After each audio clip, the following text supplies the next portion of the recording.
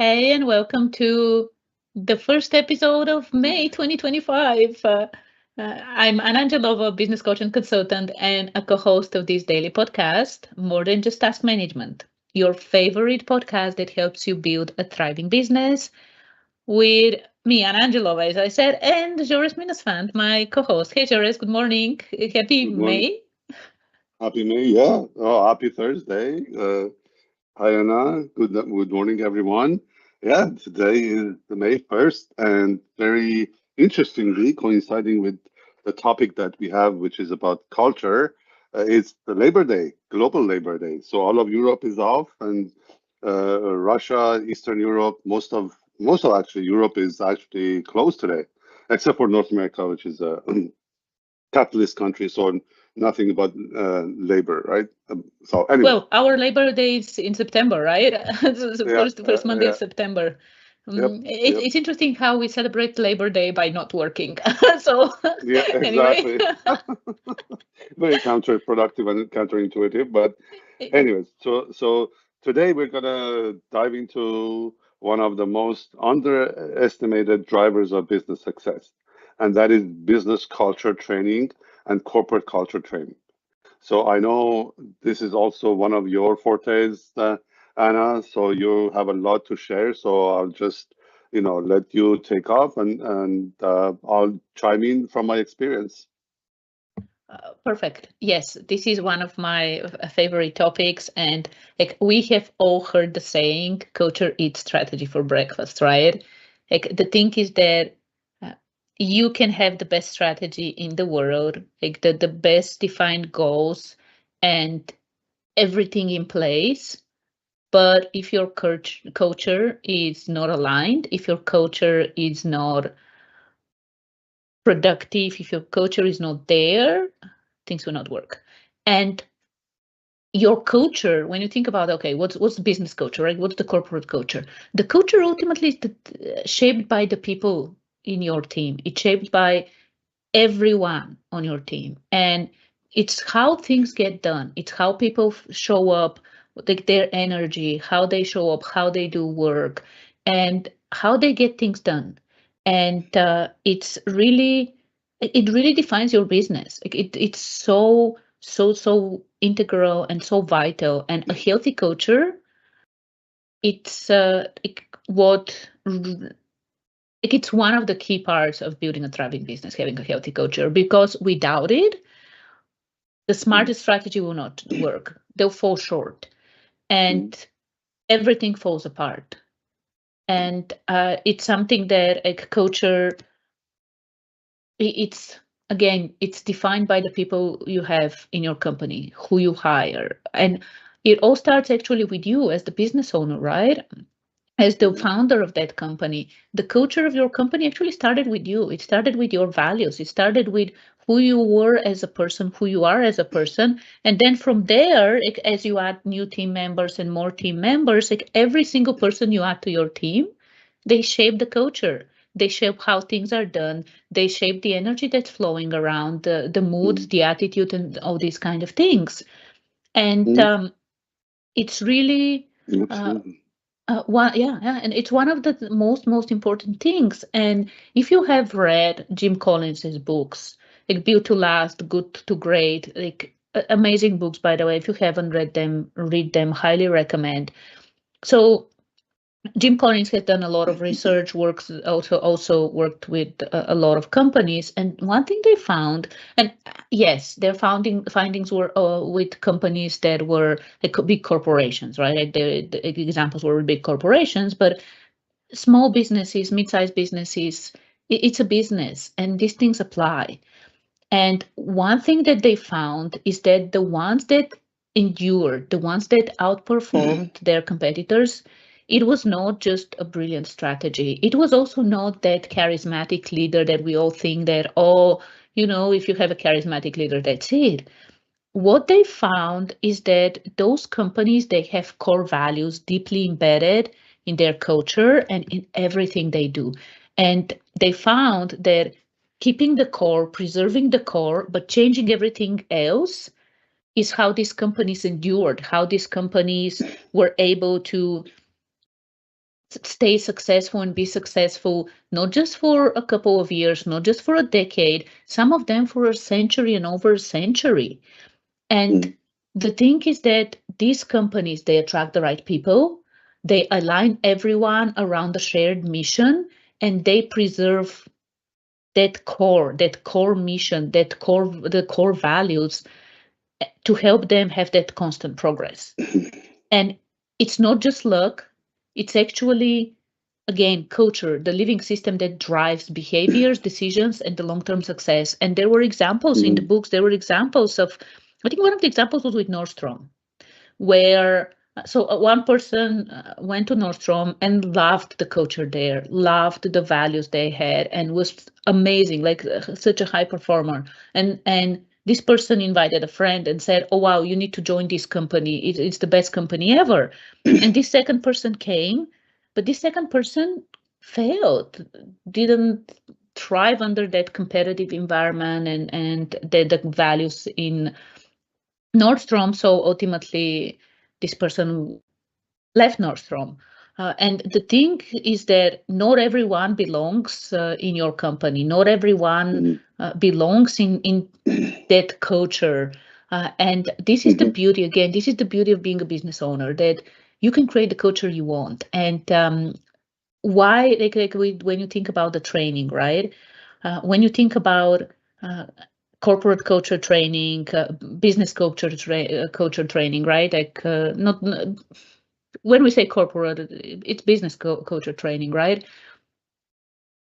There are two aspects to this, right? One aspect Mhm. is you yourself as the business owner learning about culture, learning about what it is, how it shapes your company, and how to be a better leader and how to build that core in your own company. And then the second part of the training is, of course, like you want your managers, especially decision makers, like this one, these people to also be knowledgeable about this. And then Mhm. the third one is the third part of the training itself is that you want, like, when we talk about training, like culture training, it's not about a rigorous process where you have boring training for your employees to learn about culture and things like this. It's more about when someone joins your team, when someone joins your company, what you do is you indoctrinate them in a way. Mhm. Like you um, shower them with your culture, with your values. Mhm. And that's why we talked about this today. We were talking about recruiting and how important it is to find people who I align was, with your values, actually. yeah, I was about to bring that up. We talked extensively yesterday about recruiting the right person and having your culture in your hiring process. But very, very good points, Anna. And something that you said, teaching and training doesn't mean you have to give them a manual and say, read half an hour every day. If you embed your culture in your daily process, daily tasks, daily deliverables, it becomes second nature to the right people, to the right person. And the second point is, I think we talked about this, or we haven't yet. I forgot. Um, when you talked about keeping the core values, you can change everything else. And part of that everything else, it's also you as a principal of the company, you can disconnect and leave, and nothing will collapse. The values will stay because all the systems that run the company and the enterprise, you build them around those values. So you can with peace of mind walk away and knowing that your culture won't change, your values won't change, your customers won't get hurt, your employees will continue, the right employees you hired will continue delivering those values. So that is what basically your values become second nature. That's what called culture. Absolutely, spot on. And uh, another thing actually that came to my mind as you were sharing this, with the hiring, especially with recruiting. I love this saying that we don't train people to be happy. We hire happy people. So Mm, it's really important for you very. to as you are building Mm, your culture, it's really important to hire the people with the core values that your business has, which means that it's really important for you to know what the core values are of your company. And it's so interesting. Like, I find it so fascinating, and like the way things work, right? So in Jim Collins's books, one of the examples of a thriving company, of the company built to last, was Disney. And yes, Mm. Disney is still here. Disney is still a very successful company. It's ruined, but Yet, yet, one of their core values, based on the work that Jim Collins did and the analysis and everything, one of their core values was family. And if you followed the development of what was happening in the past years, if you were not living under a rock, you actually saw what happened once Disney deviated from the core value of family. You mm, saw how people canceled their subscriptions to Disney Plus. People started boycotting Disney because of the way that they went away from their core value. mm, So yes, we don't have any visibility into their culture and what's going on with their culture, but we can imagine what's happening within their culture as well. But this is like really, it's so important. And yeah. I just want to mention one more thing around culture and training on culture. One of the best frameworks that I've experienced myself, and we use with Lefficomp and for our clients, it's the Energy Leadership Framework created by IPEC and Bruce D. Schneider, and used by IPEC certified professional coaches like myself. And the thing is that this framework and the Energy Leadership Index assessment itself, these two, helps you find the underlying energy that's shaping your culture right now. And with this framework, there are 7 levels of energy actually, and the first two, they are destructive. And the first one is fear and victimhood. This is what drives this first one. And if your workplace runs mostly on this type of energy, you will see blame and stagnation, and ultimately your company will implode. If your company is running on the second one, level 2, which is all about conflict and competition, you might get some short-term results, but in the long term, it's also burnout and your company will implode ultimately. And after that, only after that, levels 3, 4, 5, and so on, like if you're, let's say, if you elevate your company culture and yourself as well to the levels 4 or 5, let's say, and this is where we have collaboration, we have opportunity and all these things, then you will create a culture of trust, a culture of innovation, and even like your bottom line will see the results, right? This is where like level 5 companies, they are not only profitable, but they're a place where, like, because of the culture and how things work, people are happy, it's fun. It's the book, actually, the Energy Leadership book uh, by Bruce D. Schneider as well. The title of, I think the title of the first chapter was Thanks God It's Monday. So instead of TGIF, you have TGIM. People were Mm, so happy that it was Monday and they were back in the office and back to work. So this is not fluff. This is not fluff. It's foundation for high performance, like your culture, the energy that people have, the core values that your team has. This is foundational for high performance. This is foundational for building a thriving business that succeeds, and especially if you want to build a legacy, right? If you want your company to continue even after you, elevating your leadership personally and helping your team. So by training yourself how to be a better leader, how to build a culture, by training your managers how to do this, right? The decision maker, the managers, and also by implementing these learnings in every single aspect of your business, where when new people join you, they get absorbed into this in a way, right? Like they first of all, you get people who already have the core values you need, the core values that matter to you. And then second, like once they come, they're like everything that they do, everything that your company does and how it's done, uh, reiterates this, mm. keeps this. And Some Yeah, go Amazing ahead. how passionate you are, Anna, and how much you know about this.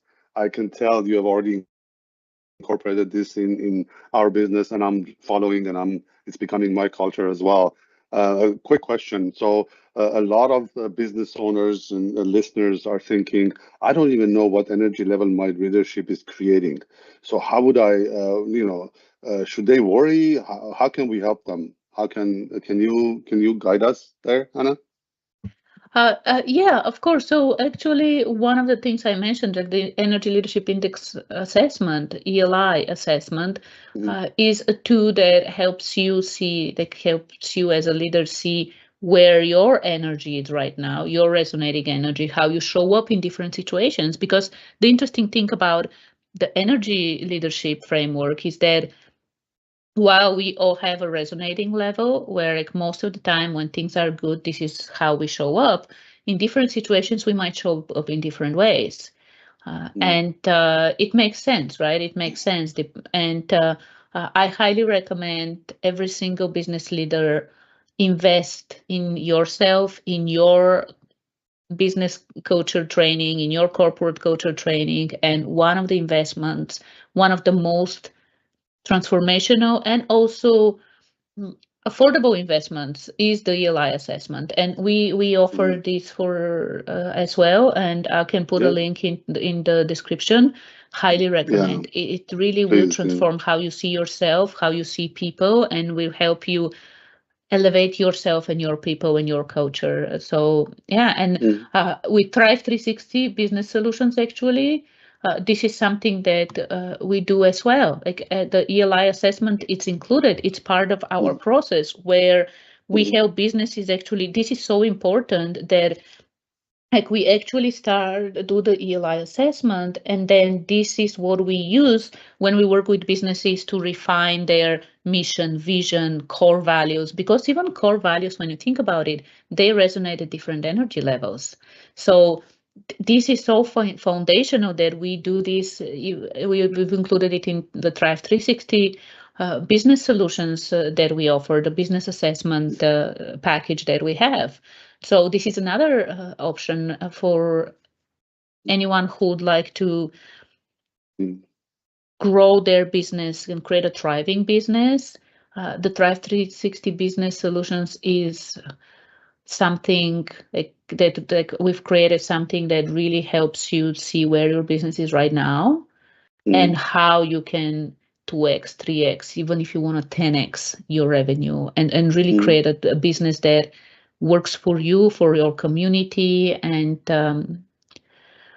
Yeah, allows you to have that dream that you started your business with, right? Like we all start our businesses with a dream of, oh, this is what it would be, like the financial independence, the time freedom, right? All these kind of things. And then unfortunately, a lot of business owners end up working 80 hours a week, being even more tired than they were when they were working for someone else.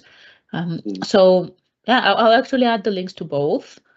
If you mm, want just the ELI assessment, an amazing tool, and Thrive 360 is like a really comprehensive assessment that we do for your whole business, and it does include mm, the ELI assessment itself as well, mm, because culture mm, is so key. Culture, like we can give you the best strategies ever, but if your culture is not correct, if your culture is misaligned, the plan we give you, that roadmap we provide, will not work. And this is mm, why one of the things that like other companies, they come and they can also do an assessment for you, and they can also give you a roadmap and strategy.